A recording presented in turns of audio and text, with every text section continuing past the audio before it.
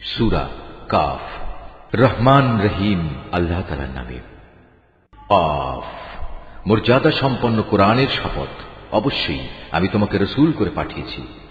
একথা অনুধাবন না করে বরং তারা বিস্ময় বোধ করে তাদের নিজেদের মাঝ থেকে কি করে একজন সতর্ককারী নবী তাদের কাছে এলো। অতঃপর অবিশ্বাসীরা এও বলে, এ তো আসলে একটা আশ্চর্যজনক ব্যাপার। এটা কি এমন যে আমরা যখন মরে যাব এবং আমরা যখন মাটি হয়ে যাব তখন পুনরায় আমাদের জীবন দান করা হবে? এ তো সত্যি এক সুদূর পরাহত ব্যাপার। আমি তো এও জানি মৃত্যুর পর তাদের দেহ থেকে কতটুকু অংশ জমিন বিনষ্ট করে, আর আমার কাছে একটি গ্রন্থ আছে যেখানে সব বিবরণ সংরক্ষিত রয়েছে।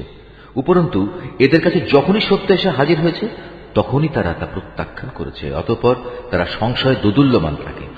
এই লোকগুলো কি কখনো তাদের উপরে ভাসমান আকাশের দিকে তাকিয়ে দেখেনি কিভাবে তা আমি বানিয়ে রেখেছি এবং কি অপরূপ সাজে আমি তা সাজিয়ে রেখেছি?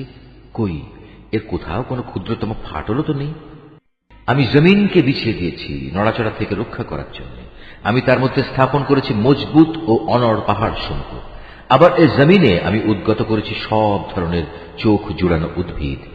মূলত প্রতিটি মানুষ যে আনুগত্যের দিকে ফিরে আসতে চায় এর প্রতিটি জিনিসই তার চোখ খুলে দেবে এবং তাকে আল্লাহর অস্তিত্বের পাঠ মনে করিয়ে দেবে। আকাশ থেকে আমি বরকতপূর্ণ পানি অবতীর্ণ করেছি এবং তা দিয়ে উদ্যানমালা ও এমন শস্যরাজি পয়দা করেছি যা কেটে কেটে আহরণ করা হয়। আরো পয়দা করেছি উঁচু উঁচু খেজুর বৃক্ষ যার গায়ে গুচ্ছ গুচ্ছ খেজুর সাজানো রয়েছে। এগুলো আমি বান্দাদের জীবিকা হিসেবে দান করেছি এবং আমি পানি দিয়ে মৃত ভূমিকে জীবন দান করি। এমনই মৃত মানুষদের কবর থেকে বেরিয়ে আসার ঘটনা সংঘটিত হবে। এর আগেও নুহের জাতি, রসের অধিবাসী ও সামুদ জাতির লোকেরা তাদের নবীদের অস্বীকার করেছে। অস্বীকার করেছে আদ, ফেরাউন ও লুতের সম্প্রদায়ও। বনের অধিবাসী এবং তুব্বা সম্প্রদায়ের লোকেরাও তাই করেছে। এরা সবাই আল্লাহর রসুলদের মিথ্যাবাদী বলেছে। অতঃপর তাদের উপর আমার প্রতিশ্রুত আযাব আপতিত হয়েছে। আমি কি মানুষদের প্রথমবার সৃষ্টি করতে গিয়ে এতই ক্লান্ত হয়ে পড়েছি যে এরা আমার পুনরায় সৃষ্টি করার কাজে সন্দেহ পোষণ করছে? নিঃসন্দেহে আমি মানুষদের সৃষ্টি করেছি। তার মনের কোণে যে খারাপ চিন্তা উদয় হয় সে সম্পর্কেও আমি জ্ঞাত আছি, কারণ আমি তার ঘাড়ের রগ থেকেও তার অনেক কাছে অবস্থান করি। এই সরাসরি জ্ঞান ছাড়াও সেখানে আরো দুজন ফেরেশতা, একজন তার ডানে আর একজন তার বামে বসে তার প্রতিটি তৎপরতা সংরক্ষণ করার কাজে নিয়োজিত আছে। ক্ষুদ্র একটি শব্দও সে উচ্চারণ করে না, যা সংরক্ষণ করার জন্য একজন সদা সতর্ক প্রহরী তার পাশে নিয়োজিত থাকে না। মৃত্যু যন্ত্রণার মুহূর্তটি সত্যি এসে হাজির হলে তাকে বলা হয়, ওহে নির্বোধ, এ হচ্ছে সে মুহূর্তটা যা থেকে তুমি পালিয়ে বেড়াতে। অতঃপর সবাইকে একত্রিত করার জন্য সিনায় ফুঁ দেয়া হবে। তখন তাদের বলা হবে, এ হচ্ছে সেই শাস্তির দিন যার কথা তোমাদের বলা হয়েছিল। সেদিন প্রতিটি মানুষ আল্লাহর আদালতে এমন ভাবে হাজির হবে যে তাকে হাঁকিয়ে নিয়ে যাবার জন্য সাথে একজন ফেরেশতা থাকবে। অপরজন হবে তার যাবতীয় কর্মকাণ্ডের প্রত্যক্ষ সাক্ষী। একজন বলবে, এ হচ্ছে সেদিন যেদিন সম্পর্কে তুমি উদাসীন ছিলে। এখন আমরা তোমার চোখের সামনে থেকে তোমার সে পর্দা সরিয়ে দিয়েছি। অতএব আজ তোমার দৃষ্টিশক্তি হবে অত্যন্ত প্রখর, সব কিছুই এখন তুমি দেখতে পাবে। তার অপর সাথী ফেরেশতা বলবে, হে মালিক, এ হচ্ছে তোমার আসামি, আর এ হচ্ছে আমার কাছে রক্ষিত তার জীবনের নথিপত্র। অতঃপর উভয় ফেরেশতাকে বলা হবে, তোমরা দুজন মিলে একে এবং এর সাথে প্রতিটি অধ্যত্ত প্রদর্শনকারী কাফেরকে জাহান্নামে নিক্ষেপ করো। কেননা এরা ভালো কাজে বাধা দিত, যত্রতত্র সীমা লঙ্ঘন করত, স্বয়ং আল্লাহর ব্যাপারে এরা সন্দেহ পোষণ করত।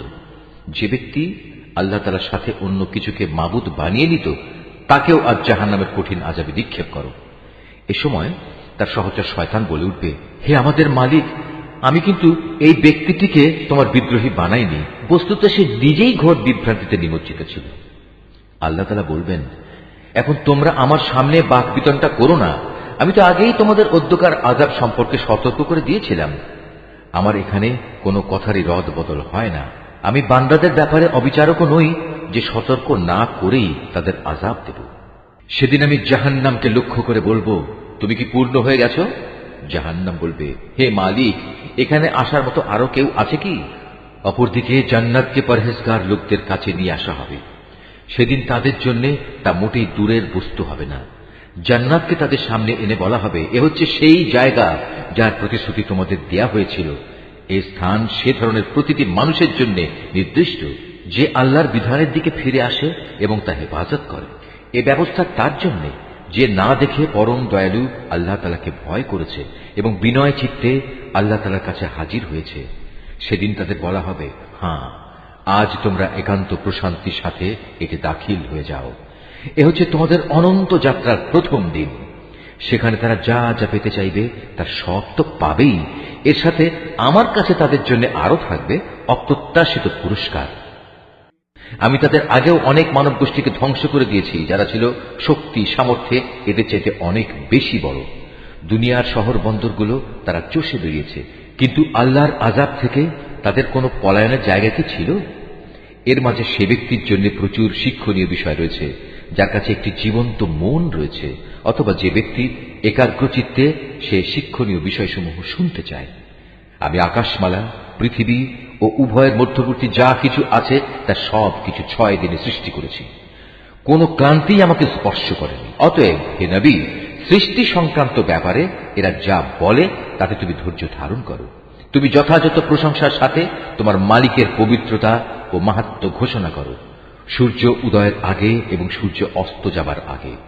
রাতের একাংশেও তার পবিত্রতা ও মহিমা ঘোষণা করো এবং সাজদা আদায়ের কাজ শেষ করে পুনরায় তাঁর তসবিহ পাঠ করো।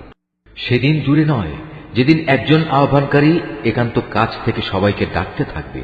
সেদিন তারা কিয়ামতের মহাগর্জন ঠিক মতোই শুনতে পাবে। সেদিনটি হবে কবর থেকে উত্থিত হবার দিন।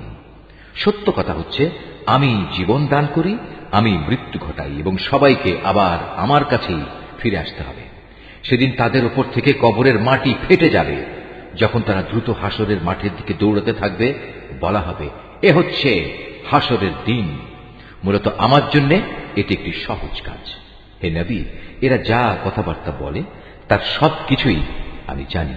তুমি তো তাদের উপর জোর জবরদস্তি করার কেউ নও। অতঃপর এ কোরআন দিয়ে তুমি সে ব্যক্তিকে সদুপদেশ দাও যে আমার শাস্তিকে ভয় করে।